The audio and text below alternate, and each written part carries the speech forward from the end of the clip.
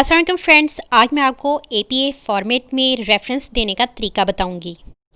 And term assessment solve करते हुए जिन students ने रेफरेंस दिए हैं मैंने उनके चेक किए हैं, लेकिन वो रेफरेंस सही तरीके से नहीं दिए गए हुए। तो इस वीडियो में मैं आपको कंप्लीट रेफरेंस देने का तरीका बताऊंगी। तो अब मैं आपको बताती हूँ कि हाँ रेफरेंस किस तरीके से नोट करेंगे। जो रेफरेंस है वो आपने जिस चीज़ को भी रिसर्च करना, आपने रेफरेंस को उसी वक्त कंप्लीट रेफरेंस को नोट कर लेना है, क्योंकि अगर नहीं करेंगे तो बाद में आपको बहुत ज़्यादा मसला होगा और आपको अपना एक ही वेबसाइट जो है वो दोबारा मिलेगी ही नहीं, चाहे जितनी भी कोशिश कर लें। जैसा कि आप देख लें कि ये मैंने एक वेबसाइट को खोला तो हाँ हमारे सामने ये एक पेज आ गया।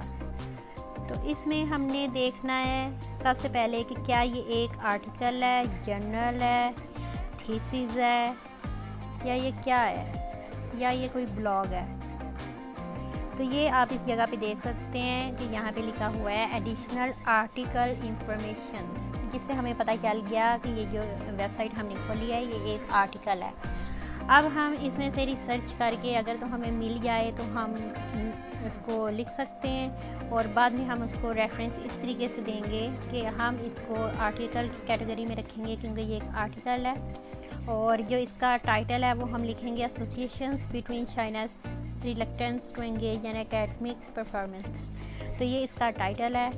तो मैं आपको बताती हूँ कि एपीए 6th एडिशन के लिहाज से जब हम कोई रेफरेंस देते हैं तो हम उसको किस तरीके से लिखते हैं। तो मैंने ये लिखा हुआ है, ये मैंने आर्टिकल का भी दिया है। सबसे पहले हम लिखेंगे उसका नेम, मतलब आदर का हम नेम लिखेंगे। आदर का नेम ये लिखा हुआ है, और उसके बाद उसका जो होगा, अगर वो कोई डॉक्टर है या इस तरह से कुछ भी है, वो हम उसके कॉमा लगा के उसके बाद लिखेंगे। या आप सिंपल ये लें कि सबसे पहले हम आदर का नाम लिखेंगे, उसके बाद हम उसमें कॉमा लगाएंगे। कॉमा लगाने के बाद हम उसका इन्वर्टेड कॉमास में हम ये टाइटल लिखेंगे, ये वाला ऐसे, जैसा कि आप यहाँ पे देख लें। मैं आपको दिखाती हूँ, ये नाम लिखा हुआ है आदर का, ये उसका टाइटल है, ये एक थीसिस था, ये सबमिटेड करवाया गया फॉर 2012 में, और एंड पे हम लिख देंगे कि किस ईयर्स में ये किस यूनिवर्सिटी में करवाया गया, और ये मैंने साथ उसकी यूनिवर्सिटी लिख दी है।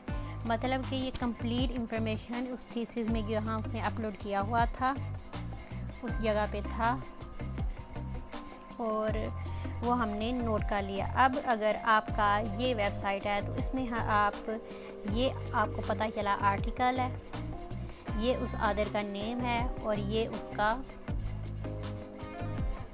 टाइटल है, और यहाँ पे उसका आ जाएगा वेबसाइट का, ये वेबसाइट का हवाला आ जाएगा जो हम एंड पे लिख देंगे इस तरीके से। अब मैं आपको एक दफ़ा सारा बता देती हूँ। कोई एक हवाला,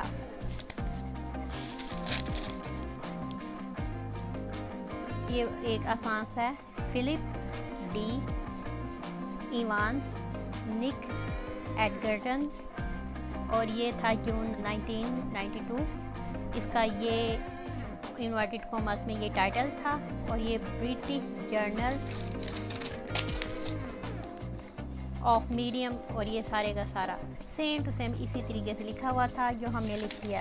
सिर्फ एक ही चीज़ इम्पोर्टेंट है कि सबसे पहले हम आदर का नेम लिखेंगे, उसके बाद कॉमा लगा के इन्वर्टेड कॉमास में हम जो उस आर्टिकल या ब्लॉग या थीसिस वगैरह का टाइटल होगा वो लिखेंगे। ये मैंने वेबसाइट का नाम लिखा, और फिर ये जहाँ से मैंने ली वो लिख दिया फ्रॉम ये। अब आपने HTTP और ये लगाकर इसी तरीके से इसका आपने लिखना है, वेबसाइट का एड्रेस लिखना है। बस हवाला देने का यही एक तरीका है जो कि बहुत ही आसान है, कोई भी चीज़ इसमें मुश्किल नहीं है। अगर हवाला देते हुए इसमें एक से ज़्यादा अगर इसमें अदर्स होंगे वेबसाइट्स में या आर्टिकल्स में, आप देखेंगे जब आप इसको काम स्टार्ट करें तो आपको पता चलेगा कि जो अदर्स हैं वो एक से ज़्यादा हैं। तो आप ऐसा करेंगे कि सारे अदर्स के नेम लिखेंगे आप, जैसा कि मैं आपको दिखाती हूँ कि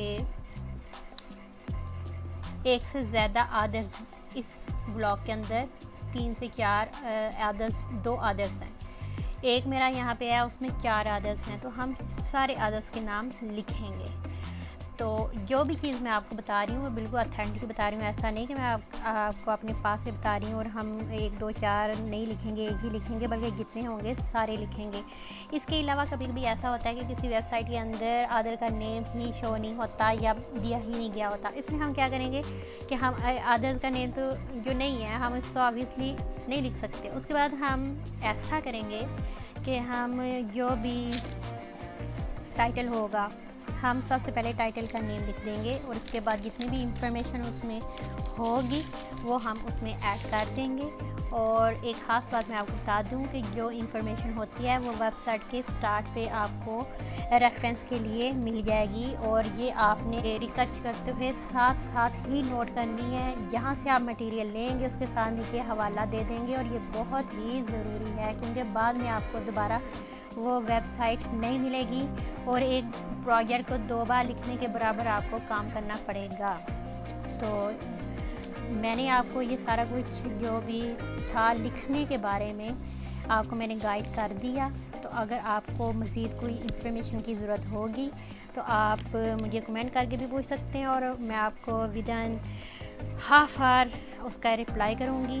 रेफरेंस देने के हवाले से अगर अभी भी कोई मसला पेश आए या लिखने में समझ ना आ रही हो तो आप मुझे कमेंट करें, मैं आपको पर्सनली गाइड कर दूँगी। और आप मुझे वेबसाइट बताएंगे तो मैं आपको उस वेबसाइट से चेक करके उसका रेफरेंस भी लिख के दे दूँगी। आपसे सिर्फ एक ही रिक्वेस्ट है कि आप इस वीडियो को लाइक करें और चैनल को सब्सक्राइब करना बिल्कुल मत भूलें। अल्लाह हाफिज़।